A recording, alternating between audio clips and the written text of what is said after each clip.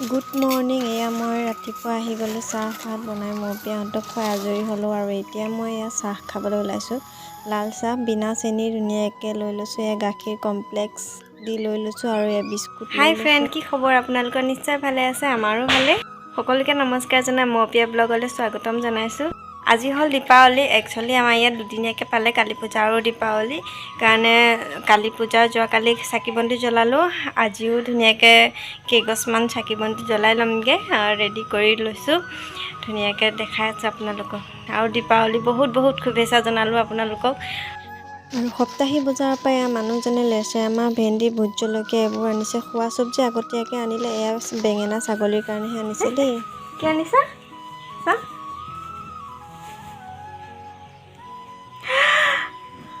ক'ৰ পৰা আনিছা? হা, বজাৰত ওলাইছিলে? গছৰ পৰা পাৰি আনিছোঁ। মোৰ কাৰণে জলফাই লৈ আহিছে। জলফাই খাম কৈ আছিলোঁ, বজাৰৰ পৰা আনিব দিছিলোঁ। বজাৰত নেপালে বিচাৰি, ক'ৰ পৰা নাজানো দুটা আনিছে। দেখিছোঁ। মোৰ কাৰণে, মই ভাল পাওঁ যে মোৰ ভোট জলকীয়া এইবোৰ চব লৈ আহিছে মানে। তাকে কৈ আছে আৰু মোৰ মানে কিমান খবৰ ৰাখে, মই মানে মোৰ ভাল পোৱা বস্তুবোৰ কিমান মানে মনত ৰাখে ন।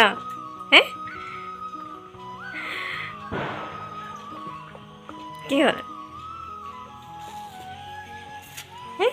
খাম কৈ আছা আকৌ, কেনে লৈ আনিছোঁ দুটা গছৰ পৰা পাৰি। তুমি পাৰিছা? গছত উঠিব পাৰিছা? গছত উঠি আনিছে। এনেকৈ গছত উঠা মানুহটো চাওঁ, মুখখন যাওঁ। গছত উঠা মানুহ এইটো। কোনে পাৰি দিছা? সঁচা কথা কোৱাচোন। বেছি ওপৰত আছে, সেইকাৰণে সন্ধিয়া উঠিব দিয়া নাই। দুটাই পাৰি আনিছোঁ। আনিছে যে কালি বহিলৈ খাম আৰু। কালি সৰহকৈ আনি দিবা। আৰু সন্ধিয়া হ'ল যিহেতু, এয়া ধুনীয়াকৈ আমি চাকি বন্তি জ্বলাবৰ কাৰণে আহি গ'লোঁ। ধুনীয়াকৈ ইয়াত তেল বাকি ল'লোঁ। ধুনীয়াকৈ 2-3 গছমান চাকি জ্বলাই ল'লোঁ। আৰু আগফালে ধুনীয়াকৈ কলগছ পুতি দিছে, তাতে দি দিম। আৰু চোতালতো 2-1 গছকৈ দি দিম। এয়া ধুনীয়াকৈ পোহৰৰ উৎসৱ দীপাৱলী। একচুৱেলি আগতে আমাৰ দেউতাহঁতে মানে দেৱালীৰ বিষয়ে ধুনীয়াকৈ বুজাই দিছিলে।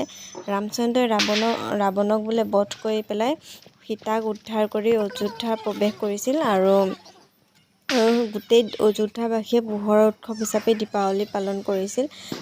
আমি বৰ বিশেষকৈ নাজানো, তথাপি দেউতাই ধুনীয়াকৈ আমাক বুজাই দিছিলে।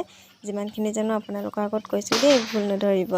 আৰু এইফালে ধুনীয়াকৈ চাকি বন্তি জ্বলাই ল'লোঁ। কলগছত 2-3 গছকৈ ধুনীয়াকৈ দি দিছোঁ। আজি বৰ বিশেষ জ্বলোৱা নাই, তথাপিও এই ওচৰত বম ফুটাই আছে। মই ওপৰত দিবলৈ নোৱাৰোঁ যে, সেইকাৰণে মানুহজনে ওপৰৰখিনি দি দিছে। আৰু মোক জোকাই আছে, সেইকাৰণে চাপৰ হ'ব নালাগে বুলি মোক জোকাই আছে মানুহজনে।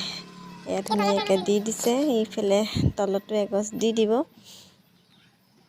এয়া ধুনীয়াকৈ চাকি বন্তি জ্বলাই হৈ গ'ল আমাৰ। এইফালে এতিয়া চোতাললৈ দিবলৈ আহিছোঁ। এয়া ধুনীয়াকৈ চোতালতো 2-3 গছমান জ্বলাই লৈছোঁ।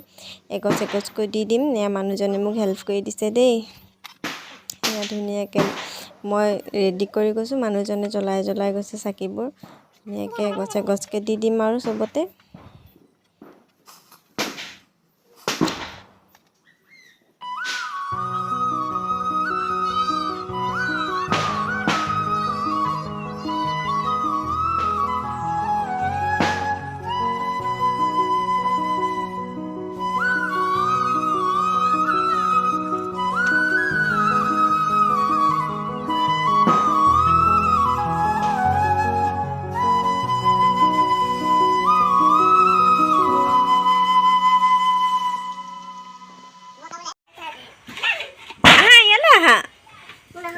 কিয়?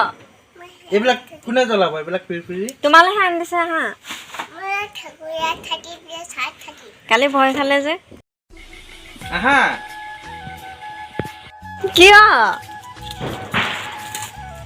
আহা, এইফালে ভয় খাই আছে। আহা,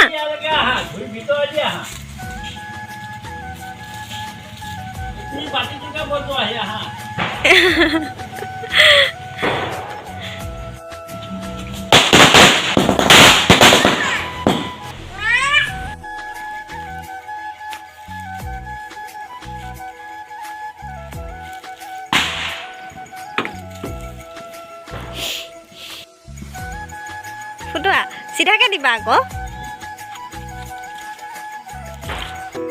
মা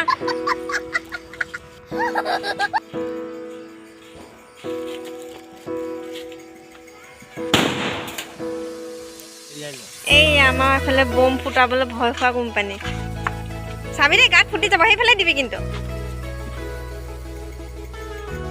এয়া ফুটাই আছে ফুলাই আছে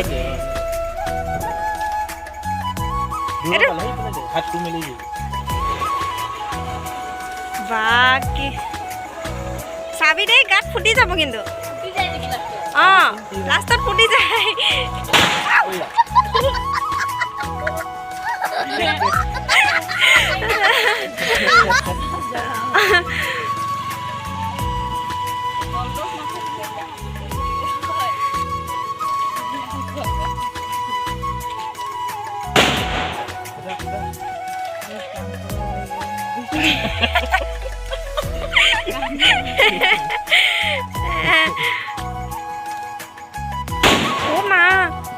এইবোৰ বম আগতে আমাৰ দেউতাই বাঁহ এনেকৈ যে দেউতাই বাঁহবিলাক বান্ধি দিয়ে দেই কামি বান্ধি দিয়ে এটা এটাকৈ ফুটাই থাকোঁ এতিয়া নুফুটাওঁ বাৰু বিৰাট ভাল লাগে এই জলকীয়া বমটোৰ লগত বেলেগকৈ এটা ইম'চনেল জড়িত হৈ আছে মানে লগাই দে একবাৰ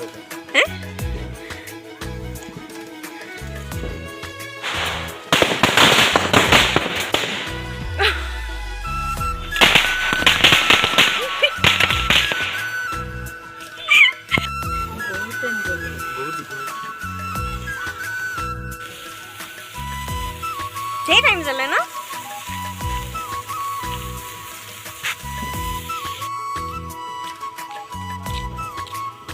চাকি বন্তি জ্বলাই হৈ গ'ল আমাৰ সকলোৰে যাতে জীৱনবোৰ দীপাৱলীৰ দৰে এনেকৈ পোহৰ হৈ থাকে তাৰে কামনাৰে সকলোকে ভগৱানে ভালে কুশলে ৰাখক এফালে মোৰ বিয়া এই দেউতাকৰ কোচত বহি পেলাই কিবা কিবি লিখি আছে তাই মানে যোৱাকালি বমবোৰ ফুটালে যে বিৰাট বেছি ভয় খালে সেইকাৰণে আজি বাহিৰলৈ যোৱাই নাই আমি বম ফুটাওঁতেও তাই ভিতৰতে বিচনাত ৰখি আছে আজি ইমান চাকি জ্বলোৱাও নাই খালি নিয়মটো কৰি থৈছোঁ ভাবিছোঁ ভিডিঅ'টো ইমানতে সামৰি দিওঁ যদি ভিডিঅ'টো চাই ভাল পালে তেতিয়াহ'লে লাইক কমেণ্ট ছাবস্ক্ৰাইব কৰি দিব আকৌ নতুন ভিডিঅ'লৈ আপোনালোকৰ মাজলৈ আহি আছোঁ এতিয়ালৈ bye bye bye bye দিদিয়া bye bye দিদিয়া good night কৈ দিয়া সকলোকে গুড নাইট বাই বাই